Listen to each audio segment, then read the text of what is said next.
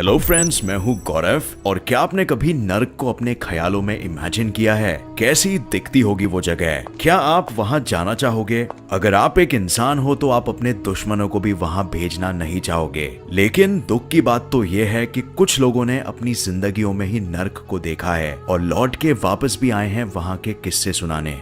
Martin Pistorius south Africa में रहने वाला एक आम सा 12 साल का बच्चा था। उसकी जिंदगी काफी खुशी से गुजर रही थी कि जनवरी 1988 में उसके साथ एक ऐसी घटना हुई जो उसके जिंदगी को हमेशा के लिए बदल डालेगी। उस दिन जब वो स्कूल से वापस आ रहा था तब उसने बताया कि उसके गले में थोड़ी सी खराश है, जो कि सुनने में तो इतनी बड़ी बात नहीं लग रही थी। लेकिन दुखद बात तो ये थी कि उस दिन के बाद मार्टिन कभी स्कूल वापस नहीं जाने वाला था। महीने भर में ही उसकी हालत दिन भर दिन बिगड़ती चली गई। कुछ ही दिनों बाद उसका अपने शरीर पर नियंत्रण ही लगभग खत्म हो गया और इसके साथ साथ मानसिक रूप में सोचने और समझने की क्षमता और यहाँ तक याददाश्त भी कमजोर हो गई। और इससे पहले कि किसी को कुछ पता चलता वो कोमा में चला गया। अब इस बीमारी की क्या वजह थी ये तो आज तक किसी को पता नहीं चल सका। लेकिन डॉक्टर्स का तो ये मानना था कि उसे क्रिप्टोकोकल मेनिंजाइटिस या फिर सेरेब्रल ट्यूबरक्यूलोसिस हो सकता है, क्योंकि उसे पहले भी ये बीमारियां रह चुकी थी। पर अब बहुत लेट हो चुका था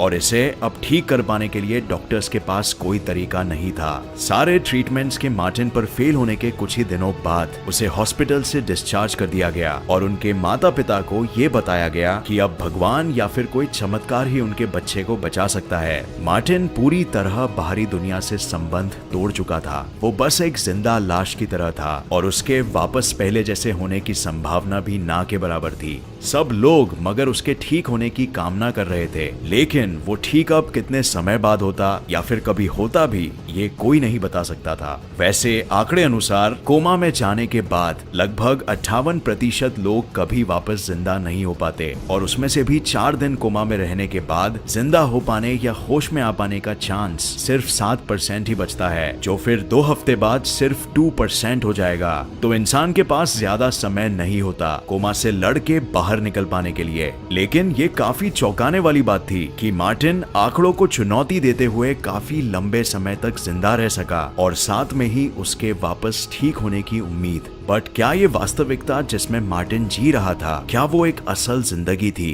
तकरीबन 10 साल से भी ज्यादा समय मार्टिन ने घर पर बिताया, एक जिंदा लाश के रूप में। अब तक सब ये मान चुके थे कि बस खत्म, अब कोई भी उम्मीद नहीं बची है। इनफैक्ट मार्टिन की माँ भी भावुक होके उसके सामने रोते हुए कहती कि काश उसे इस दर्द से आजादी मिल जाए। लेकिन एक दिन एक ऐसा चमत्कार हुआ जिसने सभी को हिलाकर रख दिया। 25 साल की उम्र में मार्टिन को होश आ चुकी थी। उसके फैमिली में उस दिन सभी खुशी के आंसू रोए। लेकिन कहानी बस यहाँ पे खत्म नहीं होती, क्योंकि मार्टिन के होश में आते ही वो खोलने वाला था वो सभी रहस्य जो वो अंदर 10 साल से दबाए हुए था। वो एक ऐसी सच्चाई बताने वाला था जिसे सुनकर सभी के रोंगटे खड़े होने वाले हैं। मार्टिन के मुताबिक कोमा में जाने के कुछ ही सालों बाद वो होश में आ गया। उसकी कॉन्शियसनेस दोबारा आ गई थी। उसे पता चलने लग गया था कि क्या क्या हो रहा है आसपास, लेकिन उसका शरीर अभी भी बेजान पड़ा था। वो सबकी बातें सुन तो सकता था लेकिन कुछ भी बोल नहीं सकता था, बिल्कुल किसी भूत की तरह। वो एक ऐसी राक्षसों की दुनिया में कैद हो गया था जहां से वापस आना नामुमकिन था। उसने कहा कि जिस दिन उसे ये बात का एहसास हुआ कि अब वो दुनिया को बस इसी तरह ही देख और महसूस कर पाएगा, उसे बहुत दर्द हुआ।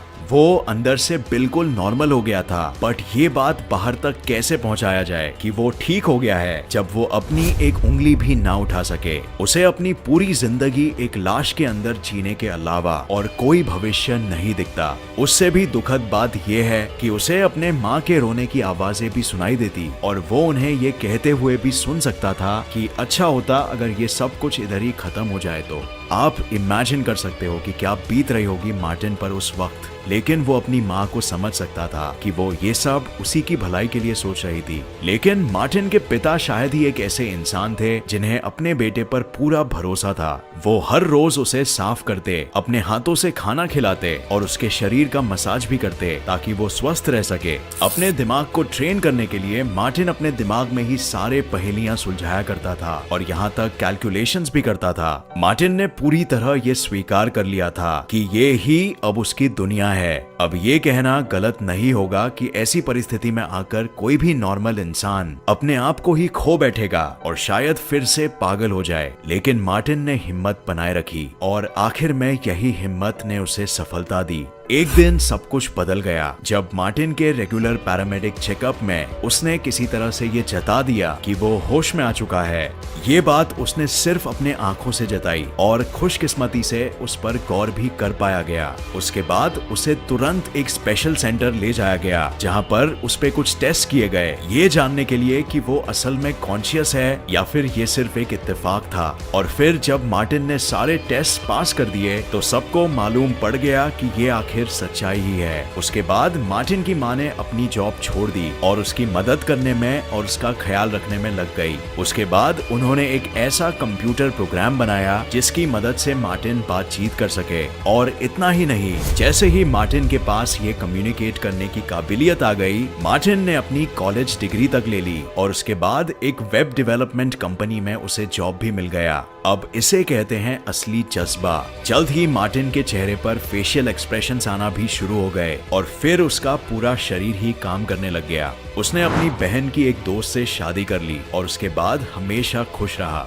2011 में उसने एक बुक भी पब्लिश की घोस्ट बॉय के नाम से, जिसमें उसने अपने सारे अनुभव शेयर किए हैं और बताया कि कैसे वो एक ऐसी दुनिया में कैद था जहां वो दोबारा कभी भी नहीं जाना चाहेगा और कोई भी नहीं जाना चाहेगा। मार्टिन सभी के लिए एक इंस्पिरेशन है जो ये साबित करता है कि उम्मीद, निश्चितता और मेहनत से आप जिंदगी में कुछ भी हासिल कर सकते हो। मुझे पर्सनली इनकी कहानी भी हमारे प्रिय साइंटिस्ट स्टीफन हॉकिंग से काफी मिलती जुलती लगी। दोनों का जोश और जज्बा कुछ ऐसा रहा जिनसे हमें कुछ सीखना चाहिए। तो फ्रेंड्स, ये वीडियो देखने का बहुत शुक्रिया। उम्मीद है आपको ये वीडियो पसंद आया और इससे नया कुछ जरूर सीखने मिला। अगर आपको ये वीडियो पसंद आया तो इसे लाइक और शेयर करना मत भूलिए और ऐसे ही साइंस वीडियोस के लिए इस चैनल को सब्सक्राइब करके नोटिफिकेशन बेल ऑन करना मत भूलिए। और मैं आपको नेक्स्ट वीडियो में मिलूंगा ऐसे ही किसी इंफॉर्मेटिव वीडियो के साथ। तब तक के लिए देखते रहिए और सीखते रहिए। जय हिंद।